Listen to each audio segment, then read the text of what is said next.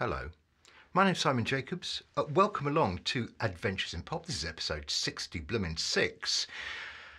And I'm in a bit of a bad mood, and I'm going to explain to you why. Even though it's a lovely summer's day here in London, and it's gorgeous. This is a real singer-songwriter's conundrum that I'm in now. I don't know how often this happens to you guys, but I've written a song that for the life of me, I can't sing.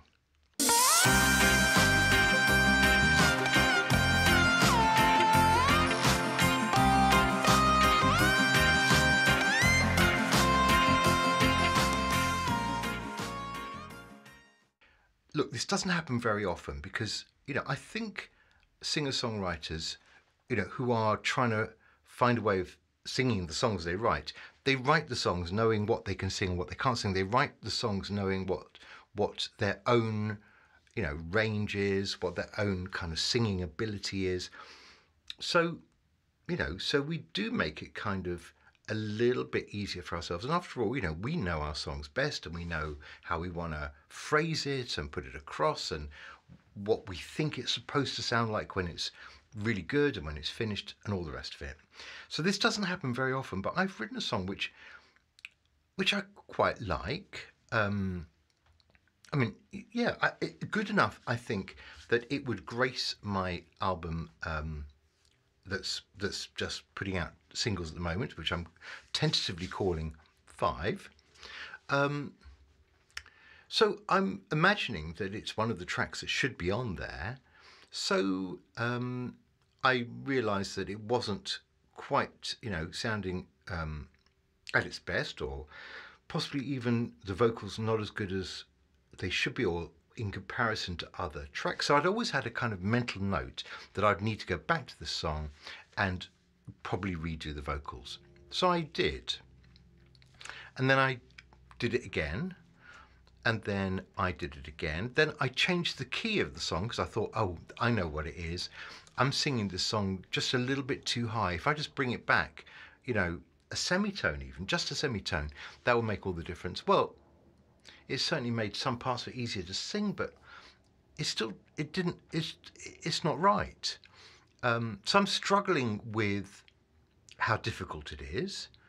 And I'm struggling because I'm nowhere near achieving the version that I think I'm carrying around with me in my head. So this is a problem. What do we do? There are a number of solutions with this. Number one, okay, chuck it. Just give up and decide that it's never going to work, and pretend that you never wrote it and never mention it again to anyone. If you already did, it doesn't exist. That's a reasonable solution, isn't it? Or persevere. Try changing the arrangement. Try changing the tempo as well as the pitch of the song, and maybe reimagine it in a completely different way. Maybe even start from scratch. Now, I had a period a few years ago actually where I had a bit of a laptop meltdown, and in the process I lost 2 or 3 songs, one of which I decided I would just basically start again, just re-record from scratch and see where I got to. And in the end, I think I ended up with something better than I'd started out with. I think it's not always going to go that way. Sometimes you won't, but I think if you're getting stuck, one of the things you could do is simply start all over again. However, if you've just been spending weeks and weeks struggling away trying to get that verse and that chorus and those key changes and that harmony, oh my goodness, one of the things that is a problem is you will have been listening to it over and over. You've been singing it, playing it back.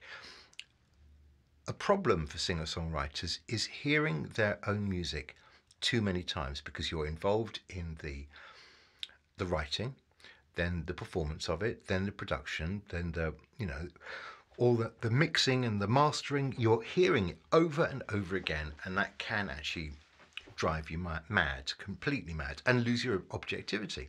So one of the things you can do is give it a good rest, and come back to it, refreshed. Leave it for a month and then come back to it. Now, one of the things that I try is to make sure that I've got more than one song on the go at any time. So if I'm working on one and I'm thinking, God, I've spent a couple of hours on this, I really need a break. Well, first of all, go and have a break. But second of all, go and work on something else and come back to it. Don't just sit there struggling with it until you decide that you hate it. Because I've been there before, where you end up thinking, I'm so fed up that actually it's not me, it's the song that's got the problem, and I hate it, and I'm never going to play it again. And then you're back to what I mentioned first, which is in the bin and never mention it again. The other thing you could do is give the song to somebody else to sing. This is really an interesting option because you're inviting somebody to give their view, their interpretation really of your song.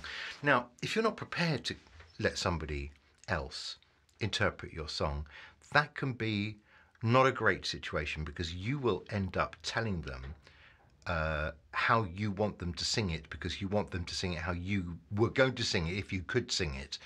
And I don't think that's a very good way to go. If you invite somebody else to sing it, you've got to let them have a little bit of scope to interpret it in the way that they feel is natural for them and their voice. So go into that with your eyes open, I would say. It's not always the easiest option. And sometimes that's where, fights can break out and you can say, no, you're not singing my song right. Well, maybe they are, maybe you just don't know. But so look, it's awkward, isn't it? And I guess one of the things I would recommend is when you're writing the song, get it down as soon as you possibly can. Get it recorded as quickly as possible, because I think sometimes it's the coming back to it sometime later and thinking, I need to improve this, I need to improve it. You want to make it as good as it can possibly be from the very word go, because then you're not going to find yourself in this problem at all. So look, I'm going to tell you what this song is. This song is called "Virtual Love" that I'm having a problem with. It's a bit of a COVID song because it's basically about how it's not really good enough to have a love affair through a screen. I think that's really what it's basically saying. It's basically saying it's a bit better if you're kind of here in person, not a virtual love. So look, it's a bit fun. It's a nice song. It's got a good feel to it. It's very passionate and yearning. I think the chorus has got good words. I'm not asking. I don't think I'm asking that much. I'm just yearning for a human touch. Isn't that nice? Anyway, look, I'm not actually going to play it to you, and guess why? It's because I can't sing it. So instead, I'm going to love you and leave you, except for one thing very quickly. Just going back to the ever-growing excitement about Kate Bush.